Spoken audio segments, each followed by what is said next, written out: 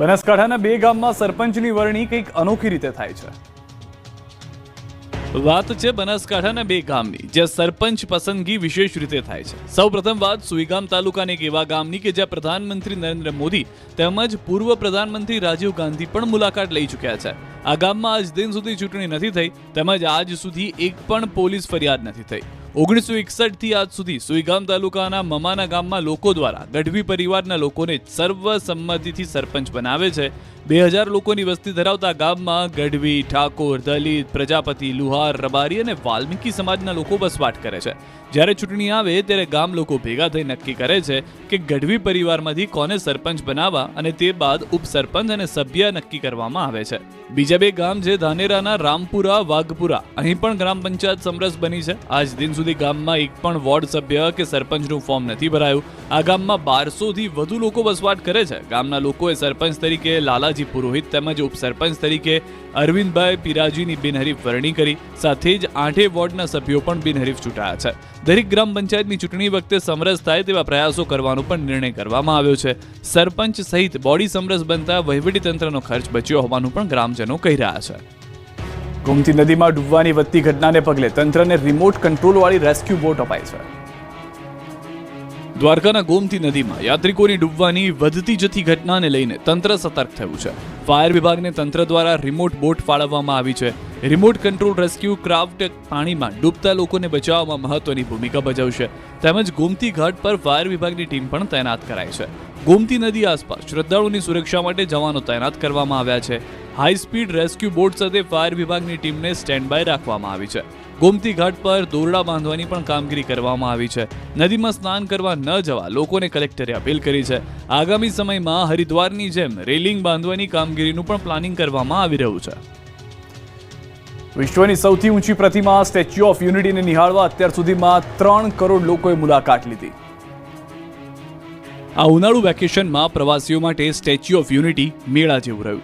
એક મહિનામાં 2.5 લાખથી વધુ પ્રવાસીઓ સ્ટેચ્યુ ઓફ યુનિટીની મુલાકાતે આવ્યા. ગત વર્ષના વેકેશન કરતાં 1,75,000 વધુ પ્રવાસીઓ આવ્યા.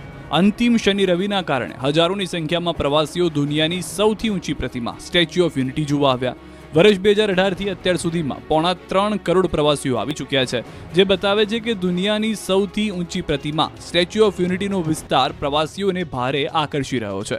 41 થી 45 ડિગ્રી તાપમાનમાં પણ પ્રવાસીઓ આવતા એસઓયુ સત્તા મંડળ દ્વારા એસઓયુની તમામ જગ્યાએ કેનોપીથી માંડી પીવાના પાણીની પણ વ્યવસ્થા કરવામાં આવી. આજે જે પ્રવાસીઓ ઉનાળા વેકેશનમાં વિદેશ ફરવા જતા એ પ્રવાસીઓ હવે ગુજરાતના એકતાનગર ખાતે આવી રહ્યા છે. પ્રવાસીઓએ પણ અહીં વારંવાર આવવાનો કોલ આપ્યો. ગાંધીનગરમાં એક યુવકે 1 મિનિટમાં 72 ફાઈવ ફ્લાયર પોઝમાં વિંગ પુશઅપ્સ લગાવી વર્લ્ડ રેકોર્ડ પોતાના નામે કર્યો. 3, 2, 1. સ્વર્ણિમ યુનિવર્સિટીના વિદ્યાર્થીઓએ તિથિભાસનમાં બનાવ્યો world record. Swarnim startup and innovation યુનિવર્સિટીના વિદ્યાર્થી પૃથુ વંટાલિયાએ વર્લ્ડ રેકોર્ડ બુકમાં નામ લખાવ્યું છે. આ વિદ્યાર્થીએ તિથિભાસનમાં 72 વિંગ પુશઅપ્સ કરી રેકોર્ડ સર્જ્યો. તેની આ સિદ્ધિને વર્લ્ડ રેકોર્ડ્સ ઓફ ઇન્ડિયા દ્વારા નોંધ લેવામાં આવી. 1 મિનિટમાં ફાયરફ્લાય પોઝમાં સૌથી વધુ વિંગ પુશઅપ્સ માટે વર્લ્ડ રેકોર્ડ તરીકે માન્યતા આપવામાં આવી. આ ક્ષણ યુનિવર્સિટી માટે ગર્વની ક્ષણ સાબિત થઈ. ગાંધીનગરમાં રહેતા પૃથુ એક ઉત્સાહી અને પ્રતિબદ્ધ યોગ સાધક છે.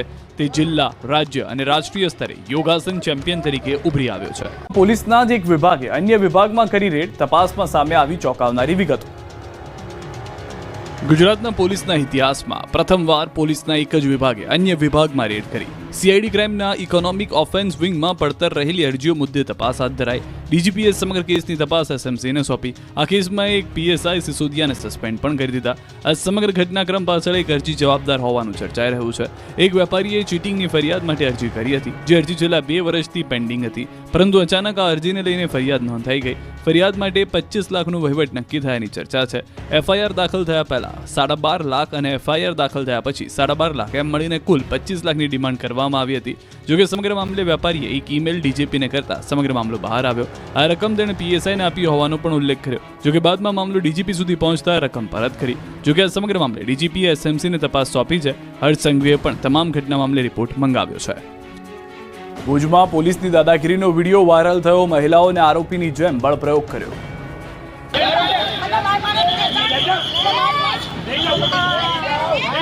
જુઓ આ દ્રશ્યો. રક્ષક જ પોતાની ખાખી પર દાગ લગાડી રહી છે. મહિલાઓને સુરક્ષા આપવાના દાવા કરતી પોલીસે જ મહિલા સુરક્ષાના ધજાગરા ઉડાવી દીધા. આ દ્રશ્યો છે ભુજના. દબાણ હટાવ ઝુંબેશ વખતે પીએસઆઈના અમાનવીય વલણનો વિડીયો વાયરલ થયો. મોટી ઉંમરના વૃદ્ધ કરગરતા રહ્યા, આજીજી કરતા રહ્યા, છતાં જીપમાં ધકેલી પોલીસ સ્ટેશન લઈ ગયા. શાકભાજીનો વેપાર કરતી મહિલાઓ સાથે આરોપી જેવું વલણ દાખવ્યું. દાદાગીરી અને પાવર બતાવતા અધિકારી ભુજ સિટી ટ્રાફિકના પીએસઆઈ વીબી રાજપૂત છે. પાથરનાવાળાને એવી રીતે પોલીસની કારમાં બેસાડી રહ્યા છે કે જાણે તેમને કોઈ બહુ મોટો ગુનો આચર્યો હોય. મહિલાઓને જાતે ધક્કા મારી વાનમાં બેસાડે છે. મહિલા કર્મી હોવા છતાં તેણે બળ પ્રયોગ કર્યો. લોકોએ પોલીસના વલણની ટીકા કરી છે. આવડ છે. આજના સમયમાં આ શબ્દ ભાગ્યે જ સાંભળવા મળે, પરંતુ ખંભાતના મિથલી ગામમાં અનુસૂચિત જાતિના લોકોએ ગંભીર આરોપ લગાવ્યા. આણંદના મિથલી ગામે અનુસૂચિત જાતિના લોકોએ ગંભીર આરોપ લગાવ્યો છે. મિથલી ગામમાં અનુસૂચિત જાતિના લોકો માટે બનાવેલ પાણીના કૂવાને લઈને વિવાદ સર્જાયો છે. ગામમાં અસામાજિક તત્વોએ કૂવા પર શૌચક્રિયા કરતા અહીંના લોકોની લાગણી દુભાઈ. આ ઘટનાને લઈ નેતા જિગ્નેશ મેવાણીએ કલેક્ટર અને જિલ્લા પોલીસ વડાને પગલાં લેવા પત્ર પણ લખ્યો. ત્યારે ઘટના અંગે રિયાલિટી ચેક કરવા ન્યૂઝ 18 ગુજરાતીની ટીમ મિથલી ગામ પહોંચી હતી. તે દરમિયાન અનુસૂચિત જાતિની મહિલાઓએ આક્ષેપ કર્યો કે અહીં લોકો આજે પણ આભડછેડ અને ભેદભાવ રાખે છે. ઘટના અંગે સરપંચે જણાવ્યું કે તાત્કાલિક કૂવાની સાફ સફાઈ કરવામાં આવી હતી. અસામાજિક તત્વો વિરુદ્ધ ફરિયાદ નોંધાઈ છે. ગામમાં બધા સંપથી રહે છે. રીબડા અમિત કુંડ આપઘાત કેસમાં ન્યાય અપાવવા હવે પાટીદારો મેદાને ઉતરશે. રીબડામાં અમિત કુંડ આપઘાત કેસમાં આગામી દિવસોમાં તૂલ પકડે તો નવાય નહીં. પાટીદાર યુવકને ન્યાય અપાવવા પાટીદારોની એક બેઠક મળી. કેસના આરોપીઓ હજુ પકડાયા નથી. અનિરુદ્ધસિંહ અને તેનો પુત્ર રાજદીપસિંહ જાડેજા હજુ ફરાર છે. આરોપીઓને પકડતા રીબડાના યુવાનોમાં ભારે રોષ જોવા મળ્યો છે. રાજકોટમાં પાળ મવડી રોડ પર વગર ચોકડી નજીક રેસ્ટોરન્ટમાં બેઠક યોજાઈ હતી. અમિત કુંડના પરિવારને કેવી રીતના ન્યાય અપાવી શકાય તેની ચર્ચા કરવામાં આવી, જ્યારે કાયદાકીય રીતે લડત કેવી રીતે ચલાવી શકાય તેની પણ કરાવી ચર્ચા. આગામી દિવસોમાં આ મુદ્દો વધુ ગંભીર બને તે અંગે રણનીતિ નક્કી કરાઈ છે. પાઠ્યપુસ્તક મંડળે આ વખતે મોટી કટકી કરી છે. આ અમે નહીં, ખુદ કોંગ્રેસે આક્ષેપ લગાવ્યો છે. આવતીકાલથી શૈક્ષણિક સત્રનો પ્રારંભ થઈ રહ્યો છે, પરંતુ શાળાઓમાં આપવામાં આવતા પુસ્તકો આ વર્ષે હલકી ગુણવત્તાના છે. આ અમે નહીં, કોંગ્રેસના પ્રવક્તા હેમાંગ રાવલ આક્ષેપ લગાવી રહ્યા છે. પુસ્તકોનો કાગળ એટલી હદે નબળી ગુણવત્તાવાળા છે કે પકડીએ ત્યાં જ ફાટી જાય છે. પાઠ્યપુસ્તક મંડળે કરોડોની કટકી કરી કૌભાંડ આચર્યું હોવાનો આક્ષેપ કોંગ્રેસે કર્યો છે. એટલું જ નહીં, કોંગ્રેસ પ્રવક્તા હેમાંગ રાવલ તો એવો પણ આરોપ લગાવી રહ્યા છે કે આ પુસ્તકમાં એકદમ હલકી ગુણવત્તાનો કાગળ વાપરવામાં આવ્યો છે.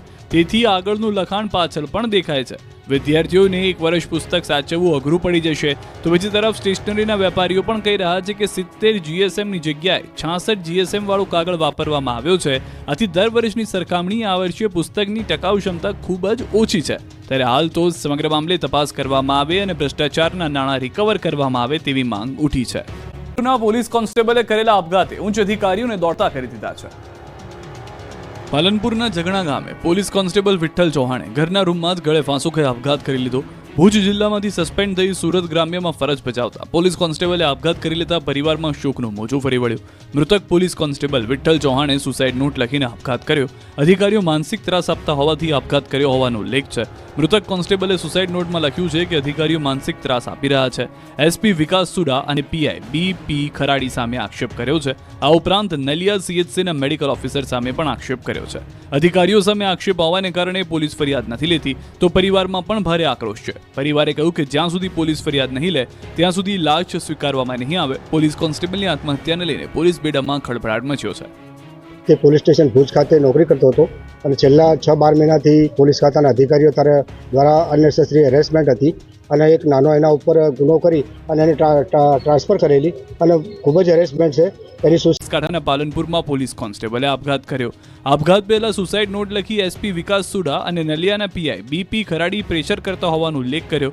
તો સુરતના જહાંગીરપુરામાં વધુ એક રત્ન કલાકારે આપઘાત કર્યો. આર્થિક સંકળામણથી આપઘાત કર્યો હોવાનો સુસાઇડ નોટમાં ઉલ્લેખ કર્યો. બારી ગામે એક યુવકે વિધિ કરવા બોલાવેલા ભુવાને જ પતાવી દીધો. નવસારીના વાઘાબારીમાં એક ચોંકાવનારી ઘટના સામે આવી. પેટનો દુખાવો મટાડવા માટે ભુવા પાસે ગયેલા યુવકે ભુવાની જ હત્યા કરી નાખી. વાંસદા તાલુકાના વાઘાબારી ગામમાં રહેતા ધીરુભાઈને પેટમાં દુખાવો હતો. પેટના દુખાવાને મટાડવા તેઓ ડોક્ટર પાસે નહીં પરંતુ ભુવા પાસે ગયા. પેટના દુખાવાની ઉપચાર વિધિના નામે ગામમાં જ રહેતા જીણા પટેલ નામના ભુવા પાસે ગયા. આ ભુવાએ તેને નદી કિનારે આવતા કહ્યું નદી કિનારે વિધિ શરૂ કરવામાં આવી. ત્યારબાદ ભુવાએ પીઠ પર ધબ્બો મારતા યુવક ઉશ્કેરાઈ ગયો અને આવેશમાં આવીને પથ્થર મારી ભુવાને મોતને ઘાટ ઉતારી દીધો. ઘટના અંગે જાણ થતાં પોલીસ ઘટના સ્થળે પહોંચી માત્ર 5 જ કલાકમાં આરોપીને ઝડપી પાડ્યો અને આગળની કાર્યવાહી હાથ ધરી. ઉનામાં સિંહણની પજવણી કરતો વિડીયો સામે આવ્યો. સાસણના સાવજ એશિયાની શાન છે, પણ સાવજની પજવણી કરવામાં લોકો જરા પણ પાછીપાની કરતા નથી. કહેવાય છે કે હિંસક પ્રાણીઓને છંછેડો નહીં ત્યાં સુધી તે હુમલો નથી કરતા, પણ લોકો તેને છંછેડવામાં જરા પણ વિચારતા નથી. ગીર સોમનાથનો એક વિડીયો જોવા મળ્યો છે જેમાં સિંહણની પજવણી કરતો એક શખ્સ દેખાય છે. અલમસ્ત રીતે આવતી સિંહણ લોકોને જોઈ ડરતી લપાતી રસ્તે જતી દેખાય છે, પણ મહાશય એમ થોડા માને.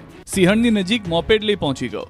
વિડીયો ગીર સોમનાથમાં ઉના ગીરગઢડા રોડનો હોવાનું જાણવા મળ્યું છે. સિદ્ધેશ્વર મહાદેવ મંદિર પાસે સિંહણ રસ્તા પર લટાર મારતી નજરે પડી. સિંહણ પાણી પીવા જતા વાહન ચાલક સિંહણની નજીક જઈ પજવણી કરતો હોવાના દ્રશ્યો કેદ થયા. જોકે આસપાસમાં અનેક રાહદારીઓ પણ સિંહ દર્શન કરવા ઉભા રહ્યા. ગેનીબેન ઠાકોરે સદારામ કન્યા લાઇબ્રેરીના ઉદ્ઘાટન સમારોહમાં ઠાકોર સમાજની ટકોર કરી. એકાબીજાના દેખા દેખીના ખર્ચા આમાંથી સમાજ બહાર નહીં નીકળે ત્યાં સુધી આ સમાજના શિક્ષણમાં જે આપણે પરિણામ લાવવું છે એ પ્રમાણે લાવી શકશું નહીં. સાંભળ્યું, ખુદ સાંસદ ગેનીબેન ઠાકોર પણ કહી રહ્યા છે કે સમાજ અંધશ્રદ્ધા અને કુરિવાજો તરફ જઈ રહ્યો છે, ત્યારે શિક્ષિત બનવું ખૂબ જ જરૂરી છે. પાટણમાં ગેનીબેન ઠાકોરે ઠાકોર સમાજને ટકોર કરી સમાજમાં શિક્ષણનું સ્તર ઊંચું લાવવું પડશે. ટકોર કરતા ગેનીબેન બોલ્યા કે દેવી દેવતાઓ 84ના ખાતાવાળા અંધશ્રદ્ધા અને ભુવાની પાછળ આંધળી દોટ લગાવશો તો સમાજનું શિક્ષણનું સ્તર સુધરશે નહીં. ઠાકોર સમાજના ડીએનએમાં એવી માનસિકતા છે કે મંદિરો બનાવવાથી જ સમાજનું ભલું થાય છે. દિયોદર તાલુકાના સુરાણા ગામે ઠાકોર સમાજના મહાકાળી માતાના મંદિરની પ્રતિષ્ઠામાં 1 કરોડ રૂપિયા ભેગા થયા. નાના સમાજો શિક્ષણ માટે એક જ દિવસમાં કરોડ રૂપિયા ભેગા કરી શકે છે. શિક્ષિત બનવા નિર્ણય કેમ ન લઈ શકે? શિક્ષણમાં આપવા માટેની તમે માનસિકતા નહીં કેળવાઓ ત્યાં સુધી આ સમાજનું શિક્ષણનું સ્તર સુધરવાનું હોય નહીં સુધરે. એનું કારણ કે આપણે માત્ર દેવી દેવતાઓ 84ના ખાતાવાળા અંધશ્રદ્ધા ભુવાને પાવડિયા અને એમ ભયભરી દાન એકાબીજાના દેખા દેખીના ખર્ચા આમાંથી સમાજ બહાર નહીં નીકળે ત્યાં સુધી આ સમાજના શિક્ષણમાં જે આપણે પરિણામ લાવવું છે એ પ્રમાણે લાવી શકશું નહીં. ગેનીબેન ઠાકોરે સદારામ કન્યા લાઇબ્રેરીના ઉદ્ઘાટન સમારોહમાં ઠાકોર સમાજની ટકોર કરી. એકાબીજાના દેખા દેખીના ખર્ચા આમાંથી સમાજ બહાર નહીં નીકળે ત્યાં સુધી આ સમાજના શિક્ષણમાં જે આપણે પરિણામ લાવવું છે એ પ્રમાણે લાવી શકશું નહીં. સાંભળ્યું, ખુદ સાંસદ ગેનીબેન ઠાકોર પણ કહી રહ્યા છે કે સમાજ અંધશ્રદ્ધા અને કુરિવાજો તરફ જઈ રહ્યો છે, ત્યારે શિક્ષિત બનવું ખૂબ જ જરૂરી છે. પાટણમાં ગેનીબેન ઠાકોરે ઠાકોર સમાજને ટકોર કરી સમાજમાં શિક્ષણનું સ્તર ઊંચું લાવવું પડશે.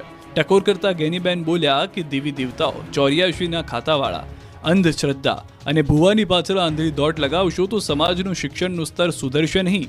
ઠાકોર સમાજના ડીએનએમાં એવી માનસિકતા છે કે મંદિરો બનાવવાથી જ સમાજનું ભલું થાય છે. દિયોદર તાલુકાના સુરાણા ગામે ઠાકોર સમાજના મહાકાળી માતાના મંદિરની પ્રતિષ્ઠામાં 1 કરોડ રૂપિયા ભેગા થયા. નાના સમાજો શિક્ષણ માટે એક જ દિવસમાં કરોડ રૂપિયા ભેગા કરી શકે છે. શિક્ષિત બનવા નિર્ણય કેમ ન લઈ શકે? શિક્ષણમાં આપવા માટેની તમે માનસિકતા નહીં કેળવાઓ ત્યાં સુધી આ સમાજનું શિક્ષણનું સ્તર સુધરવાનું હોય નહીં સુધરે.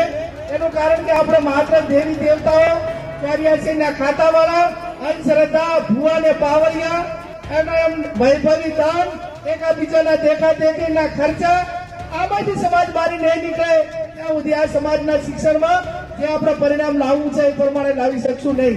ચૂંટણીનો જંગ જામ્યો છે. દિગ્ગજ નેતાઓ આપ પર વેધક પ્રહાર કર્યા છે. ગુજરાતના 2022ના ઇલેક્શન વખતે આવ્યા ત્યારે પણ કહેતા હતા કે લખી લો અમારી સરકાર બનવાની છે. 182 સીટ ઉપર ઉમેદવાર ઉભા રાખ્યા. 136 સીટ ઉપર એની ડિપોઝિટ જમા થઈ ગઈ. એવા નેતા હવે ગુજરાતમાં ફરી જીતવા માટે આવે છે. વિસાવદર પેટા ચૂંટણીને લઈને હાલ રાજકીય ગરમાવો જોવા મળી રહ્યો છે. અહીં 3 પાર્ટીઓ વચ્ચે જંગ જામ્યો છે. કોંગ્રેસ, આપ અને ભાજપ ચૂંટણી જીતવા એડીચોટીનું જોર લગાવી રહી છે. આક્ષેપ પ્રત્યાક્ષેપની રાજનીતિ પણ શરૂ થઈ છે. ત્યારે કિરીટ પટેલના સમર્થનમાં સભા યોજાઈ. સભામાં વિરોધી પાર્ટીઓના આક્ષેપોની સામે CR પાટીલ તથા જયેશ રાદડિયાએ આક્રમક પ્રહાર કર્યા. નામ લીધા વિના ગોપાલ ઇટાલિયા અને કેજરીવાલ પર પ્રહાર કર્યા. સાથે પાટીલે કોંગ્રેસ છોડીને ભાજપમાં આવેલા હર્ષદ રિબરિયા પર મોટું નિવેદન આપ્યું. કહ્યું કે ટિકિટ ન મળવાથી તેઓ નારાજ ન થયા, પરંતુ પાર્ટીએ પસંદ કરેલા ઉમેદવારને જીતાડવા પ્રચાર કરવાની તૈયારી બતાવી. પર મંડરાયો છે પાક નિષ્ફળ જવાનો ખતરો. જેતપુરના ખેડૂતો પર ફરી કાળા વાદળો મંડાયા છે. વાવણી કરી દીધી છે, પાણી ન મળવાની ચિંતા ખેડૂતોને સતાવી રહી છે. મચ્છુ 2 ડેમ રિપેરિંગના કારણે જેતપુરના ખેડૂતો મુશ્કેલીમાં મુકાયા છે. મચ્છુ 2 ડેમના દરવાજા બદલવાની કામગીરીના કારણે ડેમ ખાલી કરાતા મોરબી તાલુકાના જેતપુર ગામના ખેડૂતોને પાણી નહીં મળતા વાવણીમાં મોડું થયું છે. પરિણામે હવે ખેડૂતો માત્ર ચોમાસા પર નિર્ભર છે. જો વરસાદ ખેંચાશે તો આખી સિઝન નિષ્ફળ જવાની ભીતિ ઊભી સેવાઈ રહી છે. મહત્વનું છે કે 1 જૂન આસપાસ ખેડૂતો વાવણી કરી દેતા હોય છે, પરંતુ આ વર્ષે મચ્છુ ડેમમાંથી પાણી મળ્યું નથી. હવે વરસાદ શરૂ થયા પછી જ વાવણી શક્ય છે. આ સાથે રવિ સિઝન માટે કેનાલને અંડરગ્રાઉન્ડ કરવાની કામગીરી વહેલી તકે શરૂ કરવાની ખેડૂતો માંગ કરી રહ્યા છે, જેથી આગામી સમયમાં નુકસાન ટાળી શકાય. ચોમાસું તારીખ 10મીએ લગભગ ક્યાંક વલસાડથી નીચેના ભાગોમાં અથવા સુરતના ભાગોમાં પહોંચી શકે અને આ ચોમાસું લગભગ આગળ વધતું કેટલીક મોસમ પ્રણાલીના કારણે તારીખ 12 થી 15માં ગુજરાતમાં આવી શકે અને તારીખ 15 થી 22માં ગુજરાતના ઘણા ભાગોને આવરી લે. પણ ઉલ્લેખનીય છે કે આ ચોમાસું અતિ ભારે વરસાદનું હશે અને કેટલાક ભાગમાં જળભરાવ થવાની શક્યતા રહેશે. આ વર્ષે કેરળમાં ચોમાસું સમય કરતાં વહેલું બેસી ગયું છે અને શરૂઆતમાં ખૂબ ઝડપથી આગળ વધ્યું હતું, જે બાદ તે નબળું પડી ગયું છે અને હાલ તે આગળ વધતું અટકી ગયું છે. હાલ તે મહારાષ્ટ્રમાં જ થંભી ગયું છે. સામાન્ય સંજોગોમાં મુંબઈમાં ચોમાસું પહોંચ્યા બાદ એકાદ અઠવાડિયામાં ગુજરાત આવી જતું હોય છે, પરંતુ આ વર્ષે ચોમાસું ત્યાં જ ઊભું રહી ગયું છે. રાજ્યમાં ચોમાસું ક્યારે આવશે એ સૌથી મોટો સવાલ અત્યારે જોવા મળી રહ્યો છે, જેનો અંબાલાલ પટેલે જવાબ આપ્યો. સમાચાર. ગોંડલ તાલુકામાં વરસાદ, પાટિયાળી અને આસપાસના ગ્રામ્ય વિસ્તારમાં વરસાદ. ગોંડલમાં ગઈકાલે પણ અમુક ગામડાઓમાં વાવણી લાયક વરસાદ પડ્યો હતો. આજે પણ વરસાદ થઈ રહ્યા હોવાના દ્રશ્યો જે છે તે જોવા મળી રહ્યા છે. પાટિયાળી અને આસપાસના ગ્રામ્ય વિસ્તારમાં વરસાદ જે છે તે દ્રશ્યોમાં જોવા મળ્યો છે. અલગ અલગ વિસ્તારમાં અલગ અલગ તીવ્રતા છે વરસાદની, તે જોવા મળી રહી છે. તો પ્રી મોન્સૂન એક્ટિવિટીના ભાગરૂપે આ વરસાદ સૌરાષ્ટ્રમાં છેલ્લા 2-3 દિવસથી થઈ રહ્યો છે અને અત્યારના પણ યથાવત હોવાની જાણકારી છે. હવે વરસાદની વધુ રાહ નહીં જોવી પડે, કારણ કે ચોમાસું આસપાસ જ છે.